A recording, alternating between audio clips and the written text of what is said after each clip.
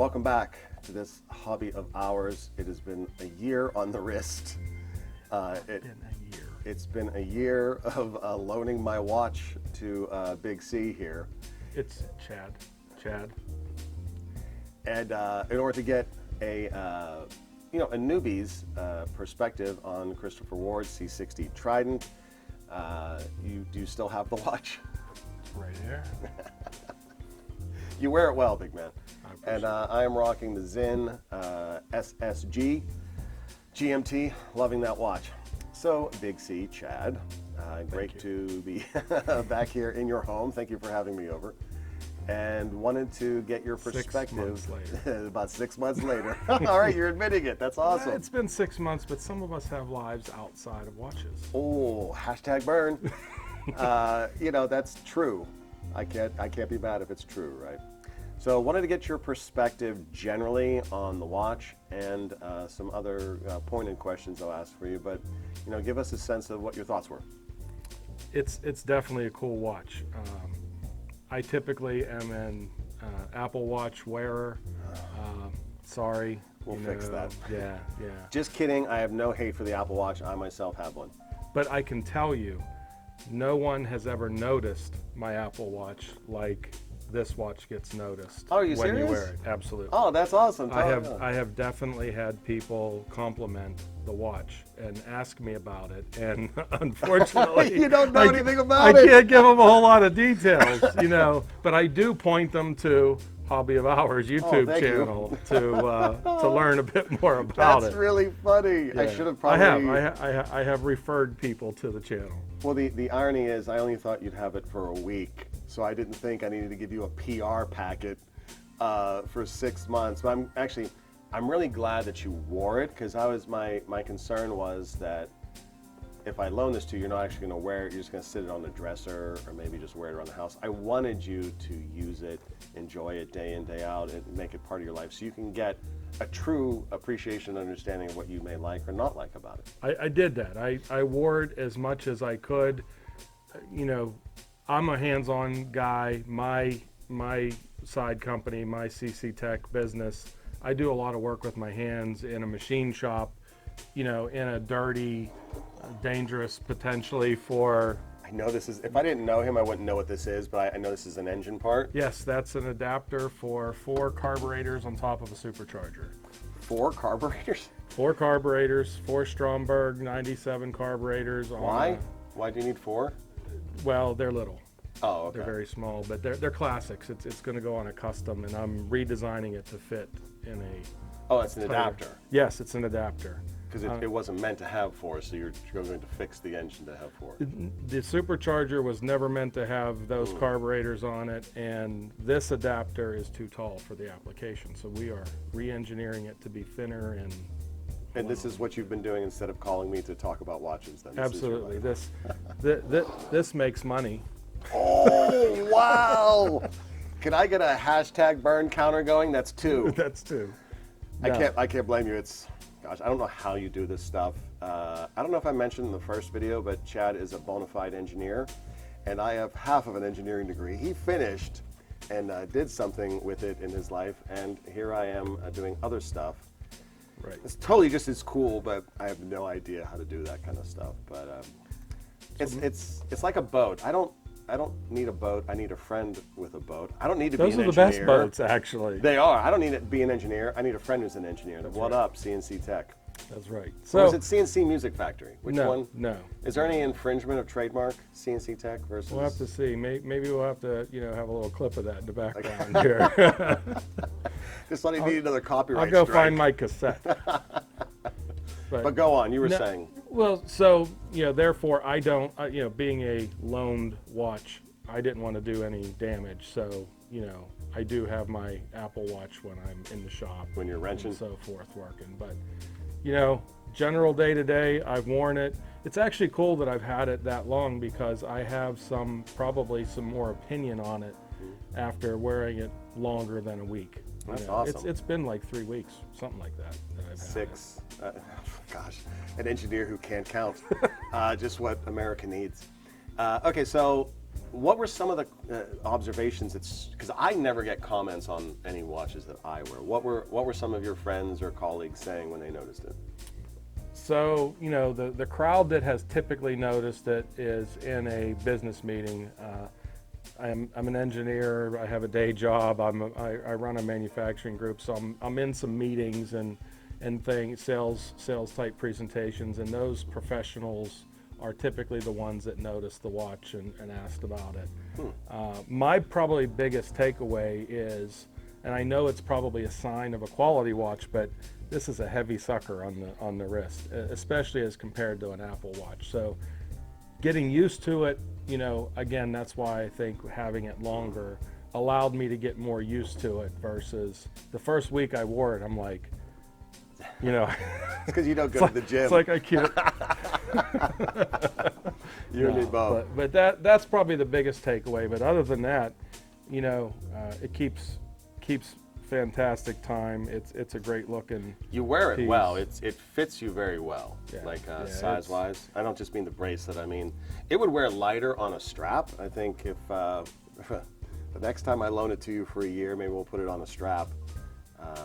Because it can feel heavy, especially if you're used to an Apple Watch, an iWatch.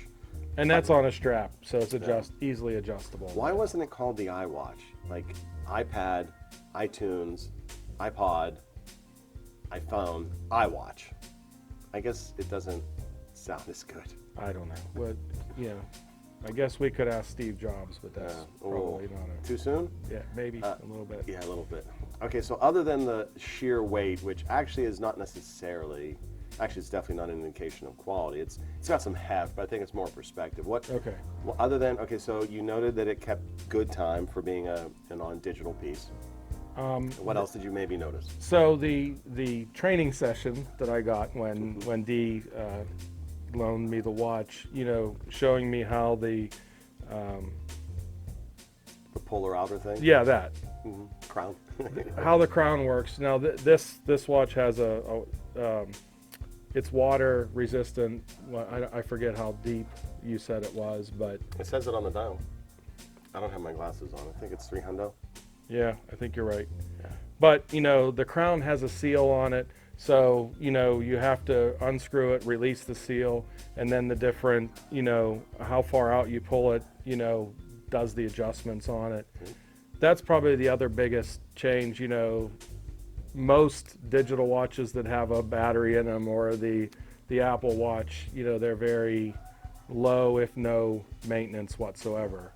So every couple days I have to remember to, I try to wind it because it does wind itself, right? Yeah. This particular watch, while you're wearing it. It's got a rotor in there turning around, but I myself, I power it up in the morning too. If I'm wearing a watch, I wind it up, give it 30, 35 winds or whatever. So. I typically did it in the evening when I would get ready to go to bed. I would take it off, give it a 10 turns or so, and lock it back up and double check the time. And let me. I'm gonna do a close up with it. Why don't you go and actually take it off? Oh, you want to take it off? Yeah. The other thing I will say is, from my history of having watches with bracelets on them, it is important to have that adjusted properly, because a watch that heavy that's sliding around your wrist has always been a problem for me. Sucker.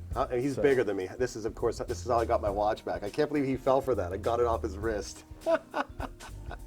Look at that. I do love this watch. This is the watch that I had to go down to the pawn shop the other day just to get it back. I wondered, because he was postponing the shoot for this. Like, did he lose it? I mean, how do you lose a watch? But this is the watch that kind of reinvigorated my interest in watches back in like 2015, 2016. Just gorgeous. I was looking for something that would be like a Submariner-esque type look, which is its general design principle. But this is the Mark I logo for the Christopher Ward line. They're up to the 4th by now. And this is the best logo. I call it the London logo. Even though the second Mark II had London on it, for some reason I just call this the London logo. But great piece, you wear it well. It is for sale. So He gave it back to me. I've been friends with Big C, Chad, for decades now, so I certainly can trust him with a watch. Yeah, it's Why not, right? no. I appreciate you loaning it to me. He still has yet to tell me what it's worth. He wouldn't tell me. I guess he didn't want me to be worried about it. I didn't want him to be worried about it. I wanted him to enjoy it, but now I can tell you. Let me see. I paid. It's any of the watches that you see are worth more than what I paid generally because of how I like to buy. I treat my watches as like a investment portfolio. That's clear from watching your videos that even trying to help your audience do some of the same. But that very notion is going to send people through the roof and certainly into the comments. But the reality is, if you buy low, if you buy well, if you buy low, you can sell high. And that I apply that whether it's a $50 G-Shock or a $10,000 Rolex, whatever's out there, you can apply the same principle. It doesn't matter what tier of watches you're talking about. I mean, you have a lot to do with custom cars and classic cars, and it's the same in that industry. If you buy well and you take care of it, it will naturally be worth more down the road. So this will be fun. We'll have a little guessing game. What do you think? Now this watch is on a few years. It's a few years older. What would you guess that watch would sell for? Let's just make it simple in a retail space. They only sell online. Okay. And I only purchase in the used space, usually forums, eBay, Chrono. But what would you guess that watch would be worth or would go for? Random guess. It's going to be a random guess because I really have no frame of reference whatsoever to try to formulate anything. Perfectly fine. But I'd say somewhere in the grand range, somewhere around $1,000. That's not a bad guess. It's high, but it's not an awful guess. This watch, when I bought it, I paid $450 for this piece. I've owned that model for as little as $300, but that was going on a few years ago. Right now, because it's the Mark I logo, it's in pretty good condition, although the bracelet that is on it has seen at least an additional year of use. 6 months. So $556, but you got to factor in if you're selling on eBay, less the fees. If you go into a forum, I could get more for it than I paid, but after fees, I would probably net out. And in truth, this particular Christopher Ward watch is a watch that I have and that I do loan to my friends on a regular basis to get them interested in the brand, to get them experienced in watches. Like, I'm not trying to sell this to Chad, but I wanted him to experience it because we're bros and we were planning on doing some YouTube stuff together, my channel, his channel, CNC Tech. Check them out. I'll drop a link. If you notice, his company has been added to the trusted suppliers end cap on the video because he is helping me out with some work as well, and obviously I trust him. I trust him with my watches, right? So, but I have loaned it to Rose City, borrowed this watch, and I think I'm gonna loan it to G Money at some point when I go out to LA because he hasn't experienced it, and I think that the Christopher Ward brand has gone on quite a bit of a journey over its life. They were one of the first resellers, micro brand to just above a micro brand, to sell online exclusively, and they had a 3X model. So whatever it cost them to make, mark that up 3 times that is what they sold it for, and they were very transparent with that. What a lot of people don't know is luxury watches out there, going from like Omega all the way up, Rolex, all those big ones, whatever the sticker price is, it only costs 5 to 15% to manufacture the watch. Think about that. $10,000 watch. Help me out with the math. 500. $500, yeah. $500 and up, and the rest is marketing. $750, somewhere around there. And that's not my figure. I learned that from Tim Mosso, and we all know Tim Mosso knows his business, doesn't he? Watchbox. So, yeah, these Mark I logos can still be had pretty regularly on eBay, but you don't want to go to ebay.com. You want to go to ebay.co.uk. That is the native eBay site in the UK, and because they're based in London, the best examples are coming out of the UK. and sometimes the sellers, It's interesting. yeah, they won't list it for international sale. So on the US site, if you search, it won't even come up. But if you go to the native site and you find a watch, it'll usually say, sometimes it'll say may not ship to the US. I always will hit up the seller saying, hey, it's your boy D. No, I'll say, you don't know me. But it'll be, I'll say, hey, I buy watches from the UK all the time. I've got 100% feedback. Would you please consider shipping to the US? I will pay the shipping, whatever it costs. And 9 times out of 10, they'll do it. That's cool. Yeah, so, but tell us a little bit about what you're doing with CNC Tech. Give us a little bit of that and what you're looking to accomplish with YouTube, your YouTube channel. So CNC Tech, I do engineering and manufacturing for custom one-off, whether it be hot rod, race car, custom car, automotive related parts. I will also do anything else that anybody needs. Like the projects for D have been pretty interesting. My bread and butter for CNC Tech is a tool called the Wheel Tech tool. This is a scale model of it. Is that the one for go-karts? This is the one for go-karts and lawnmowers. I'll do an insert of the full-size one. But yeah, I didn't know you had a little desktop model. Yeah. Check that out. So that is called the Wheel Tech tool. It will mount a tire on your vehicle. It's fully adjustable for diameter and width, and you can measure your vehicle for the right backspace, wheel and tire size. It's perfect every time because there's no guesswork. So, but as far as the YouTube channel, I've felt a long time, and you'll see this on one of my intro videos on my channel, that face-to-face business is going away, and you don't really know who you're dealing with. Yep. And so I found that this platform is a pretty good way of getting a glimpse into who you're dealing with and what you're doing, Chad. Yeah. So, I just simply wanted to put out there what I'm doing. I think some of it's interesting. It's certainly interesting to me. So hopefully you will think it's interesting if you check out the channel. We're going to follow anything from some of the design projects that I do. We're going to get some commentary from people using the Wheel Tech tool or other things that I've done, and just follow some adventures too. Some of the collabs with D and his channel, and excited we'll to see what happens. Yeah, excited to see some of that. Plus the Jeep Life you got cooking, and is it Razor or what? Which one did you end up getting? Your latest toy. I sold the Razor out from under D before he got to go for a ride in it, which he was very salty about and had no qualms telling me about it. But hey, if I can't be honest with a friend, who can I be honest with? It just didn't fit me. So I ended up with a Can-Am X3. So we'll do some adventures with that. I thought there was going to be an adventure this past weekend, and for somebody that has a YouTube channel called this Hobby of Hours and deals with timepieces, who slept through their alarm? Who couldn't set an alarm? Who couldn't set an alarm? It was because it was my phone. You know what? It's a good thing this isn't this Hobby of Hour alarm clocks. Actually, it should be, so I could learn something, because I need to learn how to use an alarm.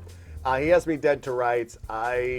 He invited me on an awesome adventure off-roading with this Can-Am business, and I was going to shoot a bunch of footage. I was going to shoot this video because it had been so long. And the alarm, I don't want to say exactly what happened, but the point is, I had to use the volume button to turn it down and turn my music down when I was in the tub, and it turned the alarm down. So he didn't notice from the bubbles. Yeah, my champagne and my soap bubbles. Hey, that's how we do. No, it didn't go off. I woke up at like 10 after 10 in a panic. I was supposed to be like an hour north by 9. Embarrassing. But he said he'll make it up to me in another adventure. And now, this is so mini. Can you make one of these that is like a watch holder? To hold a watch? I'm sure you could hang a watch off of that one. No, it's too big. I need it watch size. So maybe in the future we'll have him do that. Well, I think this has been enough sticking it to me in one video. But grateful for your time, brother. and your friendship, and so glad you got to enjoy the watch, bro. Likewise. Cool. Thanks for the loan. We'll see if we can, eke out a few more weeks. Just maybe. No, I appreciate your time, man. Yeah, always. All right, take care, and make sure you check out Chad's channel, CNC Tech. Appreciate Peace. it. Peace. Later. Laters.